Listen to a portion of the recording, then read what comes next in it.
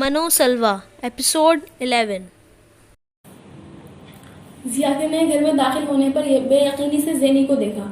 دروازہ اسی نے کھولا تھا اور سلام بھی کیا تھا۔ یہ کئی ہفتوں کے بعد پہلی بار ہوا تھا۔ وہ کچھ دیر بعد ہمیشہ کی طرح ان کے لیے پانی کا گلاس لے کر آ گئی۔ ضیا نے بغور اس کا چہرہ دیکھا اور بے حد کمزور اور زرد نظر آ رہی تھی، اور اس کی آنکھوں کے گرد حلقے بھی پڑے ہوئے تھے، مگر اس کے چہرے پر کے گردن گرد بے حد سکون اور اطمینان تھا، جو انہوں نے کتنی دیر بعد آج پہلی بار دیکھا تھا۔ دن بعد پاؤں کو کیا ہوا؟ ضیا نے اس کے پاؤں کے گرد بندھی پٹی دیکھ کر کہا۔ کچھ نہیں، معمولی چوٹ لگ گئی، اس نے لاپرواہی سے کہا۔ پہلے وہ باپ کو چوٹ کی تفصیل بتانے بیٹھ جاتی تھی۔ انگلی میں ایک معمولی سوئی لگنے پر بھی زینی کئی دن اپنی انگلی پکڑے بیٹھی رہتی، ساتھ ضیا کو درد میں کمی بیشی کے بارے میں بتاتی رہتی۔ بعض دفعہ ضیا کو ان معمولی چوٹوں پر اس کی تکلیف، سنجیدگی، پریشانی اور تفصیل پر ہنسی بھی آ جاتی تھی، مگر وہ زینی تھی جس کی ہر بات سننا اور اس پر سر ہلانا ضیا کی جیسے عادت سی ہو گئی تھی۔ اب وہ یہی توقع کر رہے تھے کہ وہ انہیں کچھ اور بتائے گی، لیکن اس نے کچھ نہیں کہا۔ پانی کا خالی گلاس لے کر وہ واپس چلی گئی۔ آج تو زینی بالکل ٹھیک لگ رہی ہے، ضیا نے نفیسہ سے کہا۔ ہاں، آج ماشاءاللہ اسی طرح کام کرتی پھر رہی ہے۔ کھانا بھی پکایا تھا، کئی ہفتوں کے بعد نمازیں بھی پڑھی ہیں، نفیسہ نے پاس بیٹھے ہوئے کہا۔ ورنہ میں تو بے حد پریشان ہو رہی تھی کہ اب پتہ نہیں وہ کیا کرے گی۔ کیوں؟ شہراز کی منگنی ہو گئی ہے؟ ضیا اس کے انکشاف پر چونکے نہیں۔ وہ جانتے تھے کہ جلد یا بدیر یہ ہونا ہی تھا، مگر زینی کے رد عمل انہیں بے حد مطمئن کر دیا تھا۔ نفیسہ اس عورت سے معلوم ہونے والی باتیں انہیں بتا رہی تھی۔ یہی ہونا تھا، منگنی اسی لیے توڑی تھی انہوں نے۔ اچھا ہوا ان کا لالچ پہلے ہی ہمارے سامنے آ گیا، اور میری بیٹی ماشاءاللہ اسی طرح ٹھیک رہے تو مجھے کوئی غم نہیں ہے۔ وہ جہاں چاہے اپنے بیٹے کی شادی منگنی کرے۔ ضیا اس دن زینی کا بدلا ہوا رویہ دیکھ کر بے حد مسرور ہو رہے تھے۔ انہیں لگ رہا تھا کہ ان کے کندھوں سے کوئی بوجھ ہٹ گیا۔ کچھ دن گزر جائیں تو پھر میں دوبارہ خالد سے رشتے کی بات کروں گا۔ مجھے یقین ہے کہ زینی کوئی اعتراض نہیں کرے گی، ضیا نے اسے کھانا لاتے ہوئے دیکھ کر کہا۔ نفیسہ نے ٹھیک کہا تھا، زینی واقعی نارمل ہو گئی تھی۔ وہ اس رات ضیا سے پہلے تہجد پڑھنے کے لیے بیٹھی ہوئی تھی۔ ضیا نے بے حد خوشی سے اسے تہجد کے لیے باہر نکلتے ہوئے دیکھا۔ وہ کئی ہفتوں سے زینی ٹھیک ہونے کی دعا کر رہے تھے، اور ان کی دعائیں بالآخر رنگ لا رہی تھیں۔ کئی ہفتوں کے بعد اس نے باپ کو وضو کروایا، پھر ہمیشہ کی طرح ان کے پاس بیٹھ گئی۔ انہیں سلام پھیرا تو اس نے کہا، میرے لیے دعا کریں ابو۔ ضیا نے گردن موڑ کر اسے دیکھا۔ وہ بے حد پرسکون اور سنجیدہ تھی۔ میں تو پہلے ہی بہت دعائیں کرتا ہوں اپنی زینی کے لیے، ضیا نے ہمیشہ کی طرح اسے پیار سے اپنے ہاتھ اپنے ساتھ لگاتے ہوئے کہا۔ بہت نہ کریں، صرف ایک دعا کریں، زینی نے اسے اسی پرسکون انداز میں کہا۔ کیا؟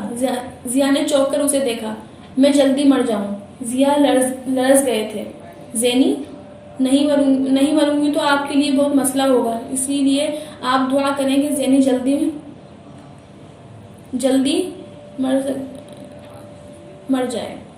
وہ بے حد پرسکون انداز میں ان کے ہاتھ میں ایک تسبیح دے کر کھڑی ہو گئی، اور کچھ نہ سمجھنے انداز میں سر اٹھائے اسے دیکھتے رہے۔ ایک عجیب سا خوف ان کے اندر پیدا ہوا تھا۔ زینی، کوئی غلط کام نہ کرنا۔ وہ خود بھی نہیں جانتے تھے وہ اسے کس غلط کام کا کہہ رہے تھے۔ نہیں ابو، کوئی غلط کام نہیں کروں گی، اب میں ہر کام بالکل ٹھیک کروں گی جیسے اس کو ہونا چاہیے، اس نے اسی پرسکون انداز میں کہا، پھر اندر چلی گئی۔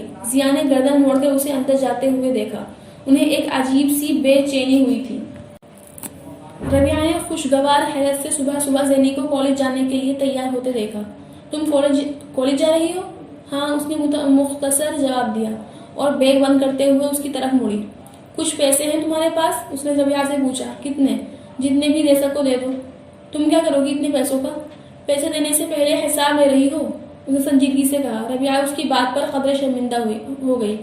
اور آج کالج سے کچھ دیر ہو جائے گی۔ کیوں؟ ربیہ نے اپنے بیگ سے رقم نکالتے ہوئے کہا۔ رمسا کے گھر جاؤں گی۔ زینی نے اس سے پیسے لیے اور کمرے سے باہر نکل گئی۔ فاران نے بے حد حیرت سے اپنے سامنے کھڑی زینب کو دیکھا، پھر ایک دم اٹھ کر کھڑا ہو گیا۔ زینب آپ؟ وہ توقع بھی نہیں کر سکتا تھا کہ اندر آنے والی زینب ضیا ہو سکتی ہے۔ پلیز بیٹھیں۔ زینب کرسی کھینچ کر بیٹھ گئی۔ وہ رمشا سے اس کا ایڈریس لے کر وہاں آئی تھی۔ کیا لیں گی آپ؟ فرحان نے انٹرکام کا ریسیور اٹھاتے ہوئے کہا۔ بہت کچھ، وہ مدھم آواز میں بڑبڑائی۔ جی؟ فرحان نے اس کی بڑبڑاہٹ سن لی تھی۔ فی الحال کچھ نہیں۔ آپ نے کچھ عرصے پہلے رمشا کے ذریعے مجھ تک ایک آفر پہنچائی تھی۔ فوراً موضوع پر آ گئی، جس پر آپ نے بہت بری طرح ریئیکٹ کیا تھا۔ فرحان نے جتانے والے انداز میں کہا۔ جی وقت کی بات ہے۔ وہ مسکرائی۔ میں اب وہ آفر قبول کرنا چاہتی ہوں، مگر رمشا نے تو بتایا تھا کہ کچھ عرصے میں آپ کی شادی ہونے والی ہے۔ فرحان کو یاد آیا، اب نہیں ہو رہی۔ زینب کی مسکراہٹ ایک دم غائب ہو گئی۔ ایک بار پھر کہیں ایک ٹیس اٹھی۔ ماڈلنگ کے ذریعے 1 سال میں کتنا پیسہ کما سکتی ہوں میں؟ اس نے فرحان کے پوچھنے سے پہلے ہی موضوع بدلا۔ اٹ ڈیپینڈس، مگر مجھے یقین ہے کہ آپ عنقریب ایک اسٹار بن جائیں گی۔ آپ میں پوٹینشل ہے۔ مجھے اسٹار نہیں بننا، صرف پیسہ کمانا ہے۔ یہ واحد چیز ہے جس میں مجھے دلچسپی ہے۔ اگر آپ کو فوری طور پر ضرورت ہے تو میں آپ کو دے سکتا ہوں، آپ بعد میں مجھے لوٹا دیں۔ آخر کتنا روپیہ چاہیے آپ کو؟ 10 20 ہزار، لاکھ، 2 لاکھ؟ فرحان نے بے حد لاپرواہی سے کندھے جھٹک کر کہا۔ وہ زینب کی مالی حیثیت کے بارے میں جانتا تھا۔ مجھے کروڑوں روپیہ چاہیے، زینب نے سپاٹ لہجے میں کہا۔ فرحان اس کے جملے پر چونکا۔ ماڈلنگ کے ذریعے؟ کسی بھی چیز کے ذریعے؟ فرحان اس کو دیکھتا رہ گیا۔ سر جھکائے اس نے فرش پر نظر آنے والی پیروں کو باری باری دیکھنا شروع کیا۔ نکاح خواہ حجاب و قبول کی عبادت میں سے پہلے کے چند جملے ادا کر رہا تھا۔ اس کے اندر جیسے لاوا ابل پڑنے کو تیار تھا۔ وہ مارے ان لوگوں کے پاؤں تھے جو اس کے وجود کو سیڑھی بنا کر اوپر جانا چاہتے تھے۔ اس کا باپ، ماں، بہنیں۔ چند لمحوں کے لیے اسے لگا وہ سارے پیر اس کے جسم کے اوپر سے گزر رہے تھے، ہاتھیوں کے کسی جھنڈ کی طرح، اسے رونتے رگیٹتے ہوئے۔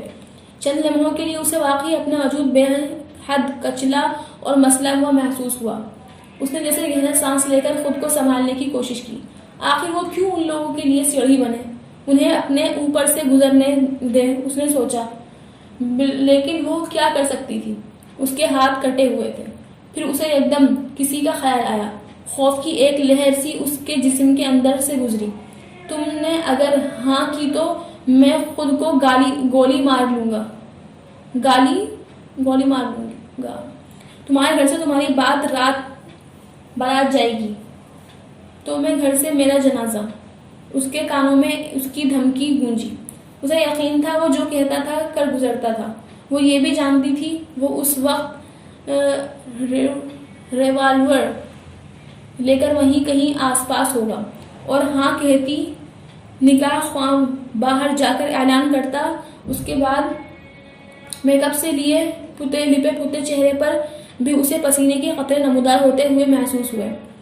اس باہر بیٹھے اپنے سے 22 سال بڑے بوڑھے بے حد معمولی صورت کے اس امیر آدمی سے شدید نفرت محسوس ہوئی، جو شادی کے نام پر اس کا سودا کرنے آیا تھا۔ اسے اتنی ہی نفرت اس کمرے میں موجود اپنے خونی رشتوں سے ہوئی جن کی مرضی اور خوشی سے وہ سودا طے پایا تھا۔ ساری دنیا میں صرف ایک ہی شخص تھا جو اس سے محبت کرتا تھا، اور وہ شخص اس شادی کی صورت میں اپنی جان دینے کو تیار تھا۔ اسے وہ سارے وعدے یاد آئے جو وہ 4 سال سے ایک دوسرے کے ساتھ کر رہے تھے، سارے منصوبے، سارے خواب، اور اب نئے بھیانک تعبیر ان کے سامنے آ کر کھڑی ہو گئی تھی کہ اسے بھی ایک خواب سمجھنے کی کوشش کر رہی تھی، ایک ڈراؤنا خواب۔ مووی کیمرے کی تیز روشنی جیسے اس کے چہرے کو جلا رہی تھی۔ کمرہ اس وقت لوگوں سے بری طرح بھرا ہوا تھا۔ اس کے چچا، ماموں، چچیاں، ممانیاں، محلے کی چند دوسری عورتیں، ہر ایک وہاں جیسے اس کو دیکھنے کے لیے کھڑا تھا، یا کم سے کم وہ جس ذہنی حالت میں تھی اس کو ایسا لگ رہا تھا۔ نکاح خواہ اب آخر اس سے وہ سوال کر رہا تھا جس کے جواب کی تیاری وہ پچھلے 1 1.5 घंटे से कर रही थी। कमरे में एकदम खामोशी छा गई थी। आज बहुत जल्दी घर आ गई? कॉलेज तो इतनी जल्दी बंद नहीं होता। रबिया ने दरवाजा खोलते हुए जेनी से कहा। हाँ बस आ गई, उसने बेहद मुबहम जवाब दिया और फिर अंदर कमरे की तरफ जाने के लिए सहन में बिछी चारपाई की तरफ आ गई। सोने लगी हो? रबिया ने उसे चारपाई पर लेटते हुए देखकर हैरानी से पूछा। हाँ, जेनी ने इस बार भी उसकी तरफ देखे बगैर कहा, फिर चारपाई पर चित लेट गई। उसे ना समझने वाले अंदाज में उसको देखती रही। जेनी चारपाई पर चित लेटी दीवार पर चढ़ी अंगूर की बेल को देख रही थी। क्या सोच रही हो? रबिया उसके पास आ गई। कुछ नहीं, उसने रबिया की तरफ देखे बगैर जवाब दिया। रमशा से मिली? रबिया उसके पास चारपाई पर बैठ गई। हाँ, वो बदस्तूर अंगूर की बेल को देखते हुए रबिया के सवालों के जवाब दे रही थी। तुम्हारी इतनी लंबी गैर हाजिरी से तो बहुत परेशान हुई होगी वो। नहीं, वो खुद भी छुट्टी पर थी, इस्लामाबाद गई हुई थी। 1 हफ्ता पहले दोबारा कॉलेज ज्वाइन उसने किया। उसने वैसे भी अब तो फारिग करने वाले हैं 1-2 दिन में। सारे क्लासेस नहीं हो रही हैं अब। उसको पता है तुम्हारा और शेराज के बारे में? रबिया ने कुछ तामिल के बाद उससे पूछा। पूरे कॉलेज को पता है मेरी मंगनी टूटने के बारे में। मोहल्ले की जो लड़कियां कॉलेज पढ़ती हैं उन्होंने सब कुछ बताया हुआ है वहाँ। रमशा को भी किसी ने बताया दिया था। क्या बता दिया था? यही कि मेरे मंगेतर ने मुझे रंगे हाथों किसी लड़के के साथ गली में पकड़ा है। रबिया का दिल कटा। उसने ऐसी लाताल्लुकी से कहा था जैसे वो अपने बारे में नहीं किसी दूसरे के बारे में बात कर रही हो। किसी को यकीन नहीं आया होगा कॉलेज में उन सब बातों पर, और रमशा को तो बिल्कुल भी नहीं। मैं जानती हूँ सब वहाँ तुम्हें कितना पसंद करते हैं और 4 साल से देख रहे हैं सब तुम्हें वहाँ। अब इस बकवास पर तो किसी ने यकीन ही नहीं किया होगा। रबिया के लहजे में बेहद एतमाद था। जनी ने कोई जवाब नहीं दिया। वो इसी तरह खामोशी से अंगूर की बेल को देखती रही जिस पर सहन से एक चिड़िया उड़कर जा बैठी थी। शायद उसे वहाँ कोई कीड़ा नजर आया था और अब वो उस कीड़े को तलाश करने के लिए चोंचे मारने में मसरूफ थी। रबिया कुछ देर उसके जवाब की इंतजार करती रही, लेकिन जब उसने कुछ नहीं कहा तो रबिया ने जैसे कदरे बेसब्री के साथ उससे दोबारा पूछा। क्या कहा सबने? कुछ नहीं, उसने उसी लाताल्लुकी से कहा। रबिया ने बेयकीनी से उसे देखा। कुछ भी नहीं? किसी ने कुछ भी नहीं कहा। जेनी ने कभी परेशान कॉलेज चली जाती थी तो 100 लोग उसको तसल्लियां देते फिरते थे, वो भी जो उसको सुनने तक नहीं होते थे, जानते तक नहीं होते थे। और वो घर आकर बड़े फख्र से अंदाज में रबिया को ये सब बताती थी। और अब उसकी मंगनी टूट गई थी तो उससे किसी ने कुछ नहीं कहा। यह नाकाबिल यकीन था। उन 4 सालों के दौरान पूरे कॉलेज को जेनी की मंगनी के बारे में ही नहीं बल्कि ये तक पता था कि उसका मंगेतर बेहद काबिल है और सिविल सर्विस के इम्तिहान में बैठने से लेकर उसको एलिफाई करने तक सब कुछ कॉलेज में पहुंचता रहा था। उन सारी मालूमात को पहुंचाने वाली जेनी का नहीं, मोहल्ले की लड़कियों का हाथ था जो जेनी के कॉलेज में ही उसकी जूनियर या सीनियर थी। उसकी मंगनी का कॉलेज की लड़कियों को पता न होता तो बहुत से रिश्ते जेनी के लिए कॉलेज से ही आते। लड़कियां उसके हुस्न पर कुछ इस तरह फरिफ्ता थी वहां पर। जुबान से तो मुझसे किसी ने कुछ नहीं कहा, नजरों से बहुत कुछ कहा। जेनी अभी भी उस चिड़िया को देख रही थी। लड़कियां मुझे देखकर सरगोशियों में बातें करती रहीं, कुछ हंसती रहीं, कुछ घूरती रहीं, यूं जैसे मंगनी टूटने के बाद मेरे सर पर सींग निकल आए हों। वो अब भी इस तरह बात कर रही थी जैसे किसी और के बारे में बात कर रही हो। रबिया को धचका लगा। रमशा ने तो कुछ कहा होगा तुमसे? रबिया ने जैसे किसी आस पर पूछा। हाँ, वो परेशान थी। लड़कियां मेरी अदम मौजूदगी में उससे आकर उस लड़के के बारे में पूछती रही हैं जिसके साथ शेराज ने मुझे पकड़ा था। उनमें से कुछ रमशा को कॉलेज के गेट पर खड़े होने वाले कुछ लड़कों के नाम और हुलिये बताती रही जो मेरे लिए वहां खड़े होते थे। उनका ख्याल था उनमें से ही किसी लड़के के साथ इन्वॉल्व थी मैं, किसी गाड़ी वाले अमीर लड़के के साथ उसके पैसे के लिए, क्योंकि सबको पता है कि मैं खूबसूरत हूँ और गुर्बत की वजह से मैं लालच में आ गई थी। چڑیا کو ابھی تک وہ کیڑا نہیں ملا تھا، وہ ایک پتے سے دوسرے پر کودک رہی تھی، اس کے ساتھ زینب کی نظریں بھی اس کا تعاقب کر رہی تھیں۔ بس سب نے یہی کہا؟ کسی نے کچھ اور نہیں کہا؟ ربیعہ کو جیسے شوق لگا۔ نہیں، اور بھی بہت کچھ پوچھتی رہی تھی لڑکیاں۔ یہ کیا شہراز نے مجھے اس لڑکے کے ساتھ کس حالت میں پکڑا تھا؟ کیا اس نے میرا ہاتھ پکڑا ہوا تھا، یا ہم کوئی اور قابل اعتراض حرکت کر رہے تھے، یا میں؟ کچھ لڑکیوں نے رمشا کو بتایا کہ شہراز نے مجھے گلی میں نہیں پکڑا، کسی لڑکے کے ساتھ اس کی گاڑی میں تھی میں۔ کچھ نے رمشا سے کہا کہ شہراز نے دراصل مجھے کسی لڑکے کے ساتھ کالج کے پاس کسی چھوٹے کمرے میں پکڑا تھا، وہ ہوٹل کا نام جاننا چاہتی تھی۔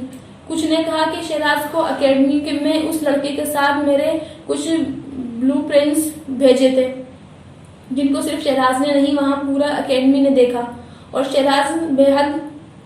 بے حد رسوائی ہوئی شہراز کی۔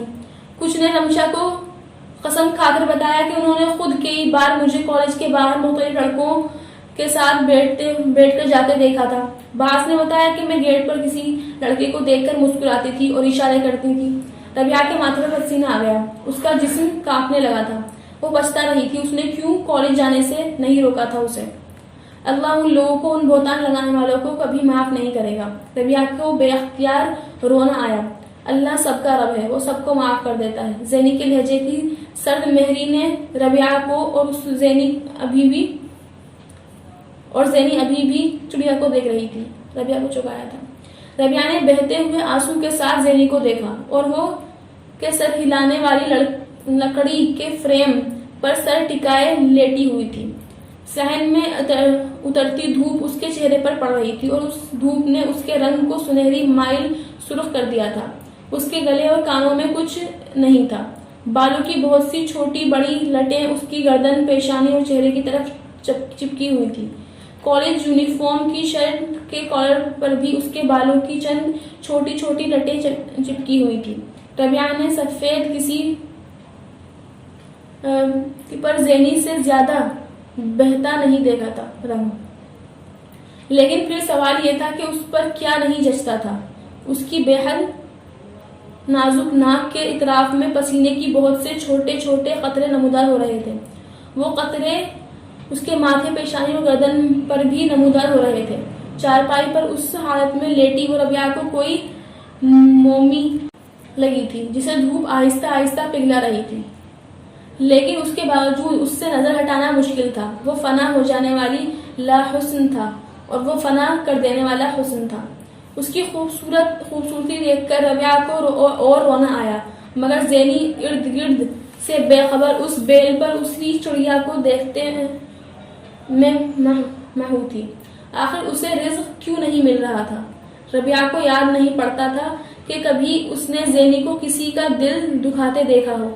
اس کی یادداشت میں اس سے منسوب ایسی کوئی چیز نہیں یاد تھی جسے وہ اس کا گناہ کہتی، یا کسی کے لیے جس کے لیے وہ ایسی سزا کی حقدار ٹھہری۔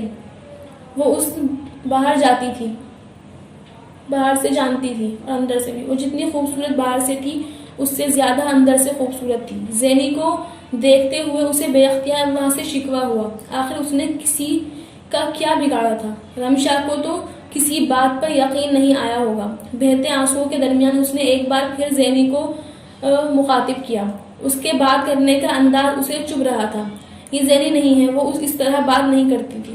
اس نے یہ نہیں کہا تھا کہ اسے ان باتوں پر یقین ہے، مگر اس نے مجھ سے یہ سب کچھ بتایا۔ اس کو ان پر یقین نہ ہوتا تو وہ سب کچھ مجھے نہ بتاتی۔ زینی نے اسی انداز میں جواب دیا۔ وہ بیچاری کنفیوز ہو گئی ہوگی یہ سب کچھ سن کر۔ تم نے اس سے بتایا تھا کہ یہ سب کچھ بہتان ہے؟ کیوں؟ زینی نے جیسے ٹکرا کر ٹکڑا توڑ جواب دیا۔ یہ بتانا پڑتا ہے نا کہ سچ کیا ہے۔ میرے پاس سچ بتانے کے لیے وقت نہیں تھا، مجھے جانا تھا کہیں۔ زینی نے سپاٹ لہجے میں کہا۔ تم کالج سے کہیں گئی تھی؟ ربیعہ نے چوک گئی۔ گھر آ گئی تھی۔ زینی کا انداز ویسا ہی ٹھنڈا اور لاتعلق تھا۔ رمشا نے تم کو تسلی تو دی ہوگی؟ وہ میں نے اسے دی تھی، اس نے سپاٹ لہجے میں کہا۔ ربیعہ اس کی بات سمجھ نہیں سکی۔ مجھے پتا ہے تمہیں بہت زیادہ دکھ ہوا، کس چیز کا دکھ؟ اس نے ربیہ کی بات کاٹ دی. چڑیا کو کیڑا مل گیا تھا، وہ اب اسے کھا رہی تھی. پھر وہ ایک دم بیل سے اڑ گئی. زینی کی نظروں نے بیل سے آسمان تک اس کا تعاقب کیا. پھر وہ نظروں سے اوجھل ہو گئی. زینی مطمئن ہو کر پوری گفتگو میں پہلی بار ربیہ کو دیکھا. ان سب باتوں کا دکھ، ربیہ نے رنجیدگی سے کہا. چہرے کو صرف کالک ملنے والا پہلا ہاتھ میلا کرتا ہے، اس کے بعد لاکھ ہاتھ چہرے پر ملے آدمی ان کو کبھی نہیں گنتا، صرف پہلا ہاتھ یاد رہتا ہے. ربیہ کچھ بول نہیں سکی. اسے لگا زینی کے دماغ کو کچھ ہو گیا تھا، ورنہ وہ اس طرح کی باتیں نہیں کرتی تھی. اور آج وہ روئی تک نہیں، ورنہ تو وہ چھوٹی چھوٹی باتوں پر آنسوؤں کا سیلاب لے آتی تھی. ان باتوں میں کوئی بھی چھوٹی بات نہیں تھی. اس کی سمجھ میں نہیں آیا وہ زینی سے کیا کہے. وہ اس سے تسلی دے یا کسی نے دلاسے کی محتاج نہیں لگ رہی تھی. اچھا اب اٹھو، جا کر نماز پڑھو، اذان ہو رہی ہے. زینی نے ربیہ کا ہاتھ تھپک کر اسے پچکارتے ہوئے کہا. تم نہیں پڑھو گی؟ ربیہ نے اٹھتے ہوئے کہا. نیک لوگ پڑھتے ہیں، میری عبادت کی ضرورت نہیں ہے اللہ کو. اس نے آنکھیں بند کر لی. ربیہ اس سے کچھ کہنا چاہتی تھی مگر اس نے نہیں کہا. وہ صحن میں لگے نل سے وضو کر کے کمرے میں نماز پڑھنے چلی گئی. 20 منٹ کے بعد ربیہ نماز پڑھ کر صحن میں نکلی تو ایک لمحے کے لیے دھک سے رہ گئی تھی. وہ صحن کے وسط میں تیز دھوپ میں زینی اپنے کالج کی سفید چادر سر سے پاؤں تک اوڑھے لیٹی تھی. اس چارپائی پر موجود ربیہ کو چند لمحوں کے لیے کسی لاش جیسا لگا تھا. وہ تیزی سے اس کے پاس آئی. اس نے چادر سر سے کھینچ کر پکارا. زینی. زینی نے آنکھیں کھول کر اسے دیکھا. اس کی آنکھوں میں سرخی تھی اور وہ کچھ نیند سے اٹھی تھی جیسے نیند سے اٹھی ہو. یہاں سے اٹھ جاؤ، اندر کمرے میں کپڑے بدل کر لیٹ جاؤ، امی آنے والی ہوں گی. اس طرح یہاں دیکھیں گی تو پریشان ہوں گی. ربیہ نے کہا تو زینی اس چادر کو اتارتے ہوئے خاموشی سے اٹھ کر بیٹھ گئی. ربیہ نے باورچی خانے میں جاتے جاتے ایک بار اسے پلٹ کر دیکھا، پھر کچھ مطمئن ہو کر اپنی چادر تہہ کرنے میں مصروف تھی. ربیہ کو صحن میں اسے سفید چادر اوڑھے لیٹا دیکھ کر کوئی شائبہ نہیں ہوا تھا. زینی واقعی مر گئی تھی. نفیسہ نے ہکا بکا انداز میں دروازے پر کھڑے ڈرائیور کو دیکھا. زینب بی بی کو بھیج دیں، گاڑی آ گئی ہے. اس نے ایک بار پھر مؤدب انداز میں اپنا جملہ دہرایا. شاید اسے لگا تھا کہ نفیسہ کو اس کی بات سمجھ میں نہیں آئی. ابھی تھوڑی دیر پہلے اس نے دروازہ کھٹکھٹایا تھا. نفیسہ اس وقت صبح سویرے صحن کے کونے میں دانا چگنے والی چڑیوں کے لیے دانا پھینک رہی تھی. انہوں نے دروازہ کھولا تھا. کیسی گاڑی؟ نفیسہ نے ہکا بکا انداز میں پوچھا. فاران صاحب نے بھجوائی ہے. کون فاران؟ تمہیں غلطی ہوئی ہے، شاید تم کسی غلط محلے میں آ گئے ہو. نفیسہ کو ایک دم خیال آیا، لیکن اس سے پہلے کہ ڈرائیور کچھ کہتا اس نے ان کے عقب میں نمودار ہوتی زینب کو دیکھ لیا تھا. تم باہر بیٹھو، میں آتی ہوں. نفیسہ نے یک دم پلٹ کر زینب کو دیکھا جو ڈرائیور سے مخاطب تھی. جی اچھا، وہ کہہ کر چلا گیا. یہ کس گاڑی کی بات کر رہا تھا؟ کہاں جانا ہے تمہیں؟ نفیسہ نے بے حد پریشان ہو کر زینی سے پوچھا جو اپنے بیگ میں کچھ ڈالتے ہوئے اسے بند کر رہی تھی. کام پر جانا ہے مجھے. اس کے انداز میں بالا کا اطمینان تھا. کیسا کام؟ تم کو تو کالج جانا تھا. نفیسہ مزید پریشان ہوئی. کالج جانا چھوڑ دیا ہے میں نے اور کام شروع کر دیا ہے. زینی نے آگے بڑھتے ہوئے کہا. تمہارا دماغ تو خراب نہیں ہو گیا؟ ماں باپ کو پتا نہیں، ماں باپ سے پوچھا نہیں اور نوکری کرنے لگی. یہ کیسی نوکری ہے؟ کہاں جانا ہے تمہیں؟ نفیسہ نے بے اختیار اپنے سینے پر ہاتھ رکھ کر شوق کے عالم میں کہا. سب کچھ آ کر بتاؤں گی، فی الحال تو مجھے دیر ہو رہی ہے. اس نے ماں کو نرمی سے صحن کے کھلے دروازے سے ہٹایا اور باہر نکل گئی. نفیسہ کو جیسے غش آ گیا تھا. وہ کہاں چلی گئی تھی؟ اسے کیا ہو گیا تھا؟ انہوں نے بے اختیار صحن کی دہلیز سے باہر نکل کر دیکھا. زینی تیز قدموں کے ساتھ گلی کا موڑ مڑ رہی تھی. نفیسہ کو لگا وہ ہمیشہ کے لیے ان کی نظروں سے اوجھل ہو گئی تھی. دکھ انسان کو یا تو ریت کی دیوار کی طرح ڈھا دیتا ہے یا چٹان کی طرح کھردرا اور سخت بنا دیتا ہے. بہت بار یہ ہوا تھا کہ زینب ضیا ریت کی دیوار کی طرح ڈھہ گئی تھی مگر چٹان کی طرح کھردری پہلی بار بنی تھی. ریت شیشہ بن جائے تو ہاتھ لگانے والوں کو اس طرح زخمی کرتی ہے کہ وہ دوبارہ ہاتھ لگانے سے ڈرتے ہیں.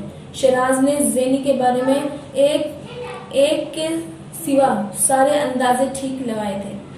وہ گھریلو سلجھی ہوئی سلیقہ مند لڑکی بری طرح اس کے عشق میں گرفتار تھی. وہ اس کے ساتھ سوسائٹی میں یا اس سوسائٹی میں نہیں چل سکتی تھی جس کا حصہ بننے کا شیراز خواب دیکھ رہا تھا. وہ اپنے ساتھ وہ دولت نہیں لا سکتی تھی جس دولت کی شیراز خواب دیکھتا تھا. وہ اس کے ساتھ ان موضوعات پر بحث نہیں کر سکتی تھی جن موضوعات پر شیراز اس سوسائٹی کی عورتوں کے ساتھ بات کر سکتا تھا. وہ غریب تھی، جذباتی تھی، کمزور تھی، ڈرپوک تھی، خود اعتماد میں نہیں تھا اس کے اندر، تصورات میں رہنے والی تھی، دوسروں پر انحصار کرنے والی تھی، بات بات پر رو پڑنے والی تھی، لیکن وہ بیوقوف نہیں تھی. اس نے کالج میں چاہے اسلامیات، اختیاری اور ہوم اکنامکس پڑھی تھی. اس نے ساری عمر چاہے اردو میڈیم میں پڑھا تھا. وہ چاہے شیراز کی طرح امتحانوں میں ٹاپ نہ کرتی رہی تھی، مگر زینب ضیا بہرحال بیوقوف ہرگز نہیں تھی.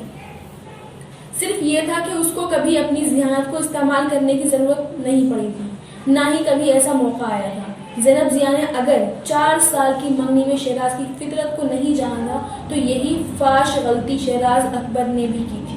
اپنی تمام تر ذہانت اور علم کے دعوے کے باوجود وہ زینب ضیا کو نہیں جان سکا تھا. بال کاٹ دیں اس کے، اتنے لمبے بال ماڈلنگ میں نہیں چلتے. فارہان نے جملے کا پہلا حصہ ہیئر اسٹائلسٹ سے اور دوسرا زینی سے کہا، اور اب وہ اس ہیئر اسٹائلسٹ کے ساتھ زینی کے لیے ایک پرفیکٹ اور ماڈسٹ اسٹائلش ہیئر اسٹائل کو ڈسکس کرنے میں مصروف تھا. زینی کھلے بالوں کے ساتھ سیلون کے آئینے میں اپنے آپ کو دیکھ رہی تھی. گھر سے باہر کسی نے آج تک اس کے سر کے بالوں کو نہیں دیکھا تھا، اور وہ آج یہاں وہ 2 غیر مردوں کے سامنے بال کھولے بیٹھی تھی. تکلیف اسے صرف اپنے سر اور جسم سے اس چادر کو ان لوگوں کے سامنے اتارتے ہوئے ہوئی تھی جو وہ اوڑھ کر وہاں تک آئی تھی، بال کھولتے ہوئے نہیں. وہ بال شیراز کو بے حد پسند تھے. پسند نہیں، وہ مرتا تھا ان پر. اس نے کلیپرز کے ساتھ کٹنے والی بالوں کی اپنی پہلی لٹ آئینے میں ہیئر اسٹائلسٹ کے ہاتھ میں دیکھتے ہوئے سوچا. اس کے بعد سوچنے کی نوبت نہیں ہے. ہیئر اسٹائلسٹ کے ہاتھ اب بے حد پروفیشنل انداز میں یکے بعد دیگر اس کے بالوں کی مختلف لٹوں کو کلیپرز کے ساتھ برق رفتاری سے کاٹنے لگے تھے. وہ زینب ضیا کے پورٹ فولیو کے لیے اس کے پہلے شوٹ کی تیاری تھی جو ایک بڑی ملٹی نیشنل کمپنی کے ایک نئے برانڈ کی کمپین کے لیے ماڈل کے انتخاب کے سلسلے میں فارہان کو پریزنٹیشن کے لیے تیار کرنا تھا. کیمرے کی آنکھ سے زینی کو نہ دیکھنے کے باوجود فارہان کو یقین تھا کہ اس کا چہرہ فوٹوجینک تھا. صرف فوٹوجینک نہیں بلکہ وہ پچھلے کئی سالوں میں اس کی نظروں میں آنے والا سب سے خوبصورت چہرہ تھا. زینی کی زندگی کا پہلا فوٹو شوٹ اس کی زندگی کا بدترین فوٹو شوٹ تھا. فارہان کی بے حد کوششوں کے باوجود وہ مسکرا نہیں پا رہی تھی، یا کم سے کم اس کی مسکراہٹ فارہان کو مصنوعی لگ رہی تھی. آدھا گھنٹہ کی کوشش کے بعد فارہان کو اندازہ ہو گیا تھا کہ زینی کے ساتھ کوئی مسئلہ ہے اور وہ اسے اس مسئلے کو حل کرنا تھا. اس نے شوٹنگ روک دی اور وہ اسے لے کر اپنے آفس آ گیا. وہ جاننا چاہتا تھا کہ کیا وہ کیمرے کا کانشیس ہو رہی تھی. وہ نروس تھی، وہ بیمار تھی، یا کوئی اور مسئلہ تھا، کوئی گھریلو جھگڑا، کوئی مالی مسئلہ یا کچھ اور. اس کے پاس آنے والی ماڈل کے ساتھ یہی سب مسئلے ہوتے تھے. کافی کے مگ کو ہاتھ میں تھامے اس میں سے اٹھتے دھوئیں کو دیکھتے ہوئے زینی کسی بت کی طرح فارہان کی ہمدردانہ انداز میں کی جانے والی باتوں کو سنتی رہی. وہ اسے یہ نہیں بتا سکتی تھی کہ وہ ان میں سے کسی مسئلے کا شکار نہیں تھی، کم سے کم اس وقت نہیں. اس کا مسئلہ فارہان سمیت وہ 4 مرد تھے جن کے ساتھ وہ شوٹ کروا رہی تھی. وہ ان میں سے کسی کی نظروں کو برداشت نہیں کر پا رہی تھی. ان میں سے کسی مرد کی نظریں بھی قابل اعتراض نہیں تھیں. وہ بالکل پروفیشنل انداز میں اس کے ساتھ کام کر رہے تھے. انہوں نے زینی کی خوبصورتی کے حوالے سے تو شاید کچھ سوچا ہوگا، مگر اس کے جسم کے حوالے سے ان کے ذہنوں میں کچھ نہیں آیا ہوگا. وہ دن رات ماڈلز کے ساتھ کام کرتے تھے. فارہان نے جان بوجھ کر اسے پہلی بار بے حد مہذب لباس میں شوٹ کروانا شروع کیا تھا. زینی کے بیک گراؤنڈ سے واقف ہونے کی وجہ سے وہ جانتا تھا کہ ایک دم سے ماڈرن لباس پہن کر کبھی کیمرے کے سامنے کمفرٹیبل نہیں ہو سکتی تھی۔ زینی کا جسم مکمل طور پر ان کپڑوں میں چھپا ہوا تھا، اس کے باوجود اسے لگ رہا تھا جیسے وہ ایک اسٹوڈیو میں 4 مردوں کے سامنے دوپٹے کے بغیر نہیں کھڑی، کسی میدان میں 4000 مردوں کے درمیان کھڑی ہے۔ وہ فارہان کو یہ نہیں بتا سکتی تھی کہ وہ ہر بار فارہان یا اسٹائلسٹ جب اس کے پاس آ کر اس کے چہرے یا جسم کے کسی دوسرے حصے کو کسی خاص پوز یا ایکشن کے لیے سیٹ کرنے کے لیے ہاتھ لگاتے ہیں تو وہ لمس زینی کے لیے جیسے کسی جلتے ہوئے انگارے کا لمس ہوتا ہے۔ اس کے جسم اور چہرے کو زندگی بھر کسی نامحرم مرد نے نہیں چھوا تھا اور وہ اس چیز سے بھی بے خائف رہتی تھی۔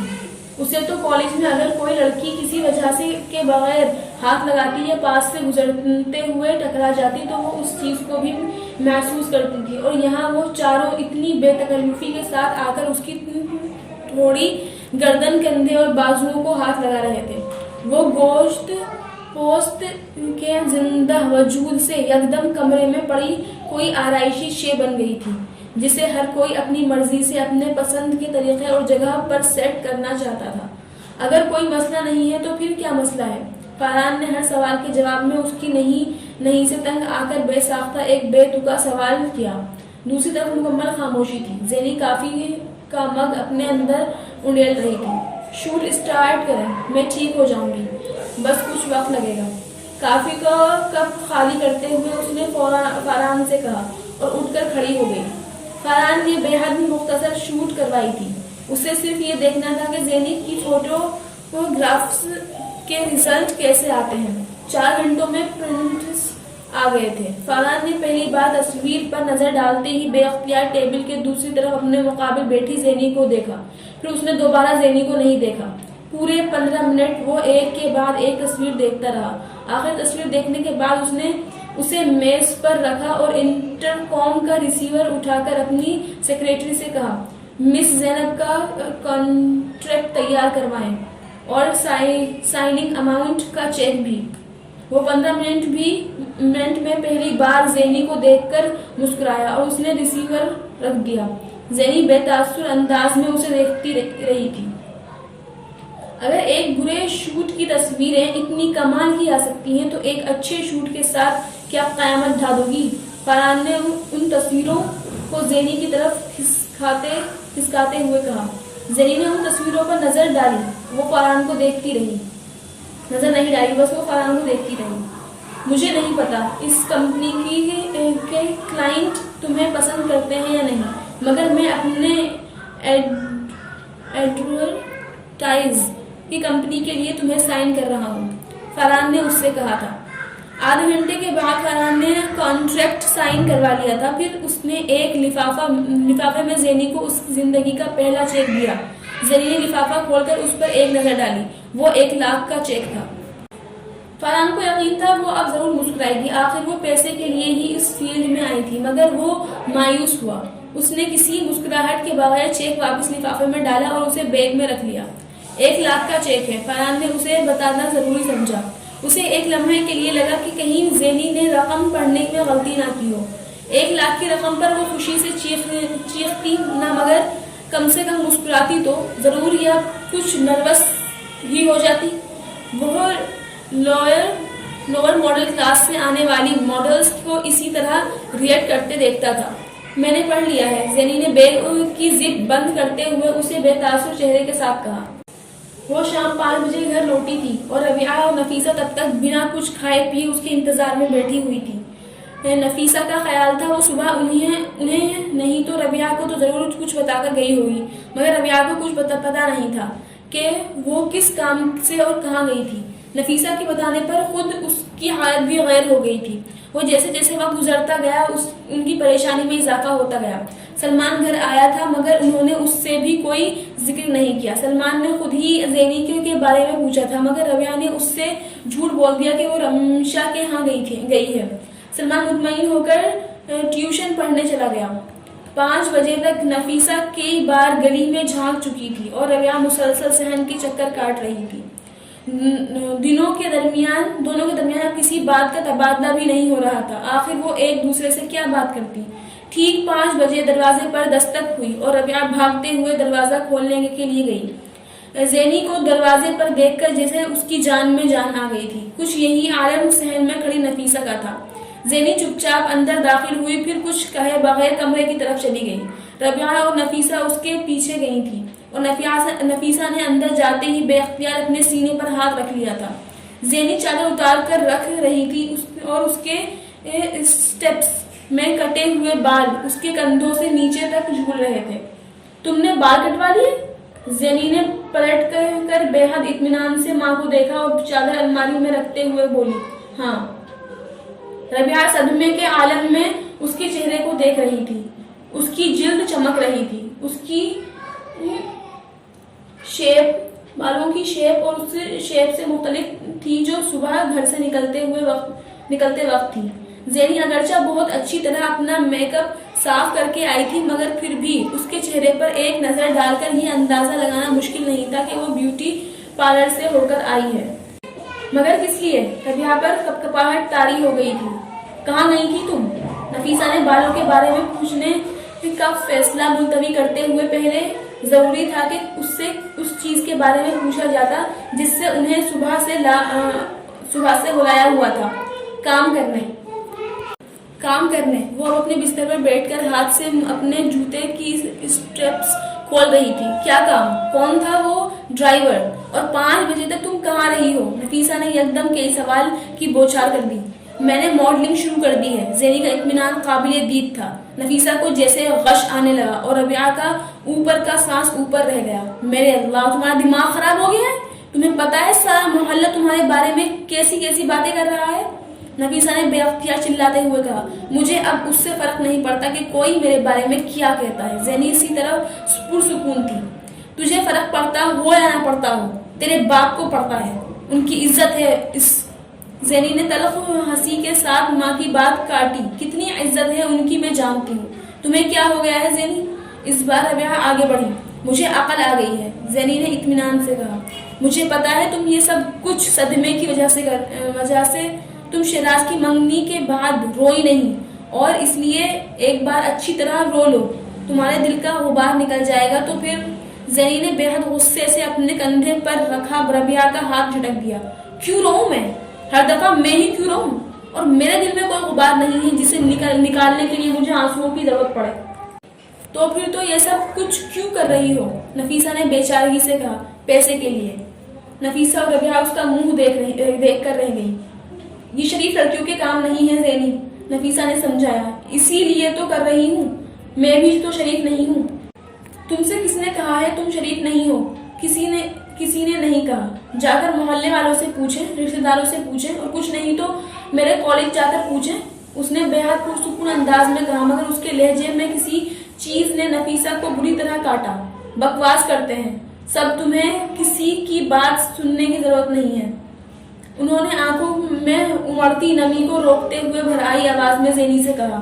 یہی تو میں آپ سے کہہ رہی ہوں کہ آپ کو کسی کی بات سننے کی ضرورت نہیں ہے. زینی نے نفیسہ کے جیسے زبان پکڑی. وہ کچھ دیر پہلے اسے اسی محلے سے ڈرا رہی تھی. یہ تمہارے پیسے؟ اس نے بیگ کھول کر ربیعہ کو ایک دن پہلے ادھار لیے ہوئے پیسے لوٹائے. کھانے میں کیا ہے؟ وہ اب یوں ربیعہ سے پوچھ رہی تھی جیسے گفتگو ختم ہو گئی تھی. ربیعہ کو اس کا توازن واقعی خراب لگا تھا. تمہارا باپ کو پتا چلے گا تو وہ، اس نے پلٹ کر ماں کی بات کاٹ دی. وہ کچھ نہیں کہیں گے. اگر کہیں گے بھی تو مجھ سے کہیں گے. میں بات کر لوں گی ان سے. کھانا ملے گا یا میں باہر جا کر کھا آؤں؟ نفیسہ کو لگا قیامت پہلے نہیں آئی تھی، قیامت اب آنے والی تھی. ربیعہ اور نفیسہ اسے اس طرح دیکھ رہی تھی جیسے وہ ان دونوں کے لیے بھوت بن گئی تھی. زینی چند لمحے ان کے جانے کی منتظر کھڑی رہی، پھر خود ہی کمرے سے نکل گئی. ابو کو بتا دیں امی اسے وہی روک سکتے ہیں. یہ ہماری بات نہیں مانے گی. ربیعہ نے شوق کے عالم میں ماں سے کہا. آخر کتنے عذاب اکٹھا کروں میں ان کے لیے. کتنے ہفتوں کے بعد وہ پچھلے چند دنوں میں سے کچھ سکون میں ہیں، اور اب کیا سوچیں گے وہ. میری تو سمجھ میں نہیں آ رہا کہ اس کو ماڈلنگ کا خیال کہاں سے آ گیا. اس نے تو کبھی ٹی وی تک شوق سے نہیں دیکھا. رمشا نے کام دلوایا ہوگا اسے. اس نے اس سے کچھ عرصے پہلے ماڈلنگ کا کہا تھا. ربیہ نے نفیسہ کو بتایا. نفیسہ یکدم اب ربیہ پر برسنے لگی کہ اس نے انہیں اس بارے میں پہلے کیوں نہیں بتایا، ورنہ وہ اس کا اور رمشا کا میل جول ختم کروا دیتی. ربیہ گھبرائے ہوئے انداز میں وضاحتیں دیتی رہی اور کچن میں بیٹی زینی بے حد اطمینان سے کھاتے ہوئے اندر سے آنے والی آواز سنتی رہی. ضیا بیقینی سے زینی کا چہرہ دیکھتے رہے. نفیسہ نے ان کے آفس سے آنے کے کچھ دیر بعد ہی انہیں زینی کی ماڈلنگ کے بارے میں بتا دیا تھا اور ضیا کو یقین نہیں آیا تھا، مگر اس کے کمرے میں جا کر اس کے سامنا کرتے ہی انہیں جیسے کرنٹ لگا تھا. اس نے بے حد دھڑلے سے اقرار کیا تھا کہ جو کچھ انہوں نے سنا ہے ان کے منہ سے سنا ہے وہ سب سچ ہے. مجھ سے پوچھے بغیر اتنا بڑا قدم؟ اس نے باپ کی بات کاٹ دی. آپ سے پوچھتی تو آپ اجازت دیتے؟ نہیں، کیونکہ میں تمہیں ایسا کوئی کام کرنے کی اجازت نہیں دے سکتا جس پر لوگ باتیں اٹھائیں. لوگ پہلے ہی مجھ پر انگلیاں اٹھا رہے ہیں. اس نے تلخی سے کہا. نہیں زینی، عزت دار گھرانوں کی لڑکیاں ایسے کام نہیں کرتی. ضیا نے اسے نرم آواز سے سمجھایا. تو پھر کیا کرتی ہیں؟ شوہروں کے ہاتھوں جہیز کم لانے کی وجہ سے پٹتی ہیں یا پیسے نہ ہونے کی وجہ سے اپنی منگنیاں توڑواتی ہیں. پیسے کے بغیر کوئی گھرانہ عزت دار نہیں ہوتا ہے، نہ کہلاتا ہے. تم نہ سمجھی کی باتیں کر رہی ہو. ضیا نے اسے ٹوکا. میں آپ کو وہ سچ بتا رہی ہوں جس سے آپ نے ہمیشہ نظریں چرائیں. اس نے ترکی بترکی کہا. زینی، ضیا نے اس سے کچھ کہنا چاہا. آج آپ کے پاس پیسہ ہوتا تو آپ کی بیٹیوں کے ساتھ یہ سب کچھ نہ ہو رہا ہوتا. اس نے تلخی سے کہا. شیراز کے لالچ اور کم عقلی. اس نے ضیا کی بات کاٹ دی. شیراز نے کچھ غلط نہیں کیا. اس نے جو کیا ٹھیک کیا. آخر کیا ملتا اس کو آپ کی بیٹی سے شادی کر کے؟ وہ باپ کے بالمقابل کھڑی ہو گئی.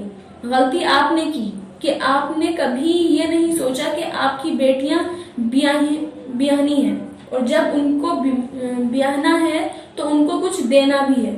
کم سے کم اتنا تو دینا ہی چاہیے کہ کوئی آپ سے مطالبہ کرتے جس کا وہ آپ سے مطالبہ کرتے. میں نے تم لوگوں کو ہمیشہ حلال کھلایا اور مجھے اس پر فخر ہے. ضیا نے دل گرفتی سے کہا. یہ وہ اولاد تھی جس نے ان سے تو کیا کبھی کسی کے ساتھ اونچی آواز میں بات نہیں کی تھی، اور اس فخر کی وجہ سے آپ کی ایک بیٹی سسرال میں تماشا بنی ہوئی ہے اور دوسری خاندان میں. میں نے کبھی یہ نہیں سوچا تھا کہ یہ سب کچھ مجھ سے تم کہو گی. آپ مجھے ماڈلنگ چھوڑنے کا کہیں گے تو میں یہی سب کچھ کہوں گی آپ سے. کیوں اس طرح کرنے لگی ہو زینی تم؟ ضیا نے رنجیدگی سے اسے دیکھتے ہوئے کہا. زینی اس بار کچھ نہیں بولی. باپ کی کسی بات نے پہلی بار اسے خاموش کروایا تھا. ضیا کے سوال کا جواب زینی کے پاس نہیں تھا. اسے خود بھی یہ پتا نہیں تھا وہ یہ سب کچھ کیوں کرنے لگی تھی. انسان کو اگر اس نے چھوڑا ہو جس سے وہ سب سے زیادہ محبت کرتا ہے تو وہ رنج میں اس کو سب سے زیادہ تکلیف پہنچانے لگتا ہے جو اس سے سب سے زیادہ محبت کرتا ہو. زینی بھی یہی کر رہی تھی. یہ انتقام ہوتا سیلف میکینزم ہوتا ہے. دوبارہ ویسی تکلیف سے بچنے کی کوشش. وہ کچھوے کی طرح اپنے خول میں بند ہونے کی کوشش کر رہی تھی. اپنے ارد گرد دیواریں کھڑی کرنے کی کوشش میں اس نے ان سارے تعلقات، پیارے بھرے رشتے اور ساری محبتوں کو خود اپنے ہاتھوں سے کاٹنا شروع کر دیا تھا. اس خوف اور عدم تحفظ کے احساس کے ساتھ کہ کل کو کوئی اس کے ساتھ دوبارہ وہی کچھ کر سکتا ہے جو شیراز نے کیا تھا. وہ صرف یہ بھول گئی تھی کہ اس کے خونی رشتے تھے. وہ کسی دوسرے کو اپنے احساسات کو کیا سمجھاتی. اسے تو خود بھی احساس نہیں تھا کہ وہ کیا چیز تھی جو اس نے مار رہی تھی. حتک، شرم، ذلت، غربت، فریب، غم، غصہ یا پھر شیراز کا چھوڑ دینا. اس کے اندر سوالوں کا ایک ہجوم تھا اور ان میں سے کسی کا بھی جواب اسے مل نہیں پا رہا تھا. اس نے کے باوجود اس کے اندر جیسے دھند ہی دھند تھی جس میں اس کو راستہ نہیں مل پا رہا تھا. وہ درد کا ایپی سینٹر ڈھونڈتی رہی تھی اور اس تلاش نے اس کو درد سے زیادہ بے حال کر دیا تھا۔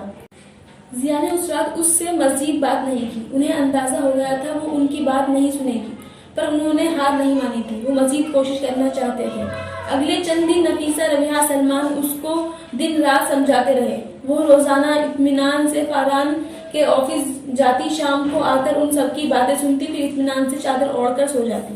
اگلی صبح وہ ایک بار پھر آفس جانے کے لیے تیار ہوتی، ایک شاندار گاڑی میں۔ روز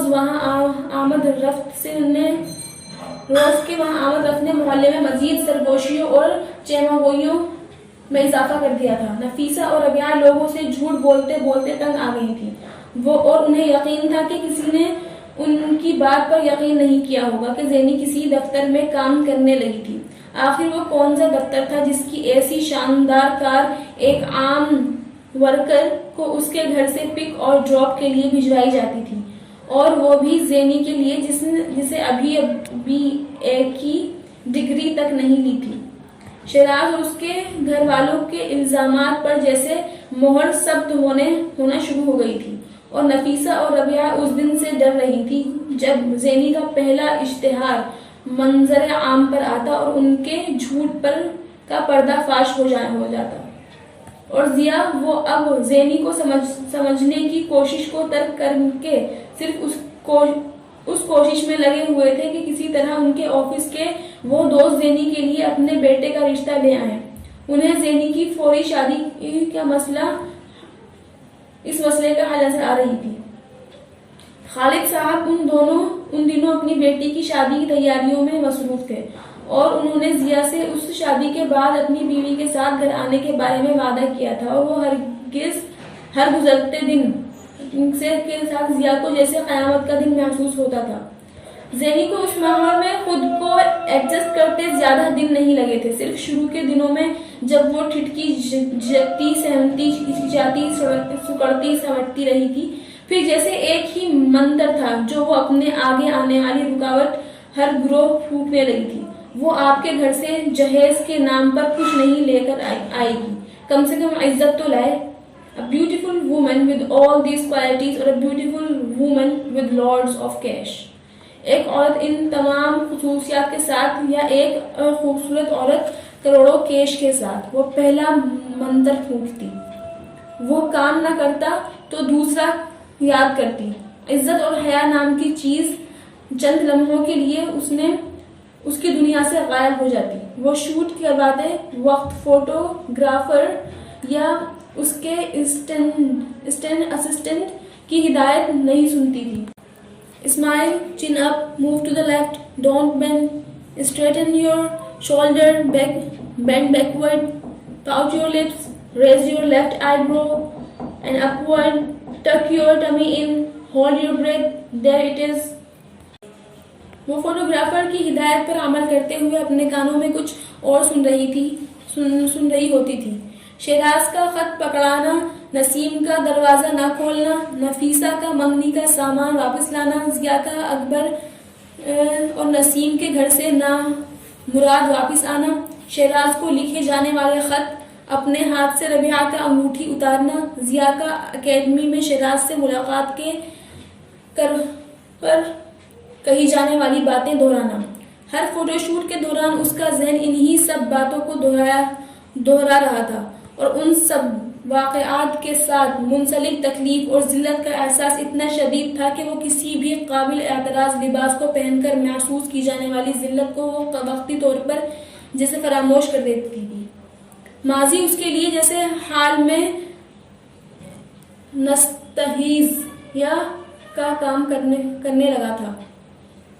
وہاں آنے والے بہت سے دوسرے ماڈل لڑکیوں کے ساتھ اس کی جان پہچان اور ہیلو ہائی ہونے لگی تھی، مگر زینی کے رویے میں کوئی بات ایسی تھی کہ سب اس سے بدکتے تھے یا پھر خار کھاتے تھے، اور رہی صحیح کسر اس کے خوبصورتی اور اسٹائل پورا کر رہے تھے۔ وہ ہر ماڈل لڑکی کو خوف اور عدم تحفظ کا شکار کروا رہی تھی۔ کل کس کا تھا، یہ ہر ایک کو پہلے ہی دیوار پر لکھا نظر آنے لگا تھا۔ فاران، ایک مشہور اسٹائلسٹ، سے اس کی ग्रूमिंग करवा रहा था। वो सारा दिन 6-6 इंच की हील के साथ कैटवॉक करना सीखती रहती। उसके चलने का अंदाज में कुदरती तौर पर शाहानापन था और उसके जिस्म में बेपनाह लोच।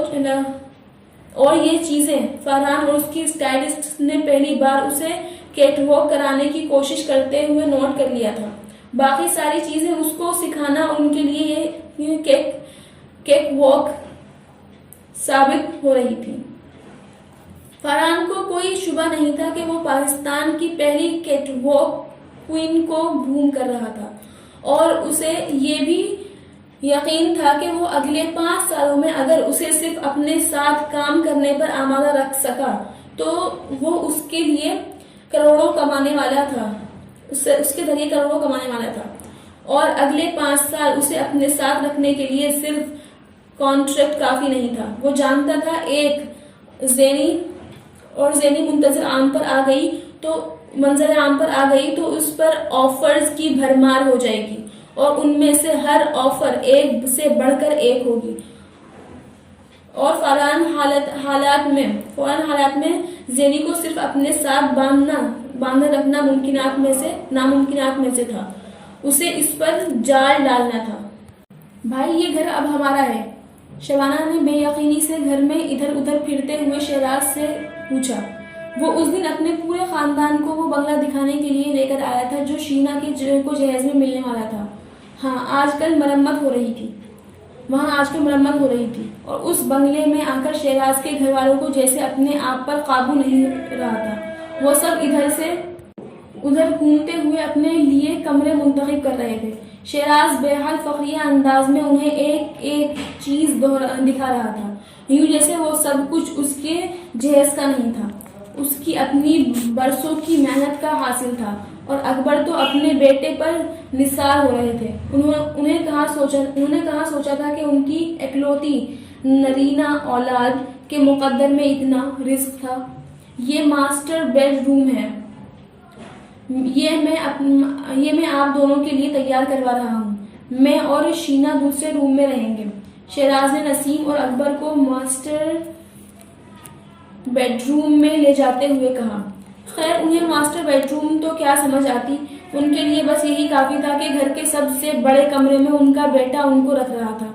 और भाई मैं ऊपर वाली मंजिल में अलग कमरा लूंगी, नुसरत ने फौरन याद दिलवाया। ले लेना भाई, ले लेना, ऊपर वाले सारे कमरे खाली हैं, तुम लोग ले लेना एक एक, शहराज ने मुस्कुराते हुए बहन को इत्मीनान दिलाया। मैं तो भाई यहाँ आते ही अपने मोहल्ले की सारी सहेलियों को अपने घर बुलाऊंगी, उन्हें भी तो पता चले हम कहाँ रह रहे हैं। शबाना ने भी अपने मुस्तकबिल के इरादों का इजहार किया। बुला लेना अपनी सहेलियों को, मगर पहले इस घर में हमको आ तो लेने दो, शहराज ने उसका सर थपथपाते हुए कहा। और वो जो अपना घर है उसे क्या करेंगे? अकबर को ख्याल आया, उसे बेच देंगे। अब उस मोहल्ले के इतने छोटे से घर का हमें क्या करना है? शहराज ने अपना इरादा बताया। बेचने के बजाय किराए पर चढ़ा दे तो माहाना कुछ आमदनी होती रहेगी, अकबर ने कहा। कितनी माहाना आमदनी हो जाएगी? 700-800 रुपए।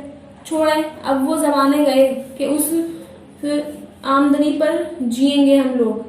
अब तो उससे दोगुना रोजाना खर्च क्या करेंगे हम? शहराज ने बेहद तनफ्फुर से कहा। क्यों बेटा, कितनी तनख्वाह लगेगी तुम्हारी? नसीम ने बेहद इश्तियाक से पूछा। तनख्वाह को छोड़े अम्मी, सरकारी नौकरी में तनख्वाहें नहीं होती, कमाइयाँ होती हैं। उसकी बात पर अकबर ने बुलंद आवाज में तहका लगाया। अफसर औलाद का बाप होने का नशा ही कुछ और होता है। फिर भी मोहल्ले की औरतें पूछती हैं, मुझे बताना है नहीं उन्हें, नसीम ने इसरार किया। एक तो आप उस मोहल्ले की औरतों को भूल जाएं। हम अब उन जैसे नहीं रहे, उनसे अलग हो गए हैं, उनसे मेल जोल खत्म करें। ये ना हो कि यहाँ पर मोहल्ले की लोगों की कतारें लग जाएं।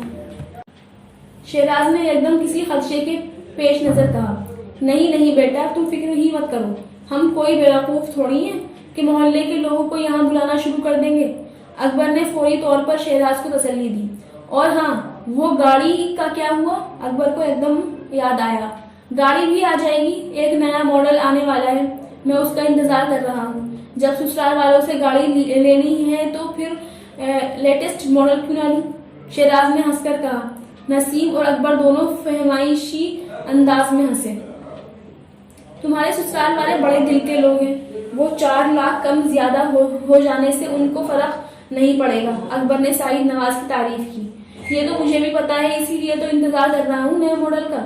بیٹا ہمیشہ اپنے سسرال والوں کی عزت کرنا، ساس سسر کی فرما برداری رہنا۔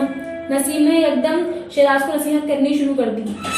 ایسے اچھے لوگ کہاں ملتے ہیں آج کل کے زمانے میں۔ اکبر نے بھی مداخلت کی۔ وہ تمہیں اپنا بیٹا بنا رہے ہیں تو تم بیٹا بن کر دکھانا انشاءاللہ تعالی، شہراز نے بے ساختہ کہا۔ ماں باپ نے بھی نہ بھی کہتے تو بھی یہ تو اس کے اپنے دل میں کی آواز تھی۔ نسیم کا بس چلتا تو وہ اسے اسی وقت شہراز کے ایڈیشن کے کاغذات تیار کر کے شہراز کو سعید نواز کا متنبی بنا دیتی۔ وہ اس کروڑوں کے گھر کو دیکھ کر اس وقت اتنی ہی جذباتی ہو رہی تھی۔ اور کبھی شینا کو کوئی تکلیف نہیں ہونا چاہیے، میں اسے بہو نہیں بیٹی بنا کر اس گھر میں لاؤں گی۔ اور یاد رکھنا، اسے تم سے کوئی شکایت ہوئی تو میں تمہاری شکل تک نہیں دیکھوں گا۔ اکبر بھی کچھ مزید جذباتی ہو گیا۔ اس وقت شینا کے لیے سب کے دل میں پیار کے سوتے پھوٹ رہے تھے۔ میں تو خیر اس کو بیٹیوں سے بھی بڑھ کر رکھوں گی، نسیم نے اپنا عزم دہرایا۔ اور میں نے تو بھابھی کو کسی کام کا ہاتھ نہیں لگانے دینا، میں تو کھانا اپنے ہاتھوں سے کھلاؤں گی انہیں، اور 1 سال تک تو ہم نے ان سے ویسے کوئی کام کروانا ہی نہیں۔ نصرت کے دل میں بھی بھابھی کی محبت جوش مار رہی تھی۔ بالکل اپنی بہو کو ہتھیلی کا چھالا بنا کر رکھنا ہے میں نے، نسیم نے تائید کی۔ آخر شینا سب کی قسمت بدل دی تھی، تو پھر کروڑوں کی اس جائیداد کے ساتھ آنے والی بہو پر کس کو پیار نہ آتا۔ شہراز مسکراتے ہوئے ان سب کی باتیں سنتا رہا۔ اس کے تصور میں اس وقت شینا تھی، اسے اس گھر میں اپنے ساتھ گھومتے پھرتے دیکھ رہا تھا۔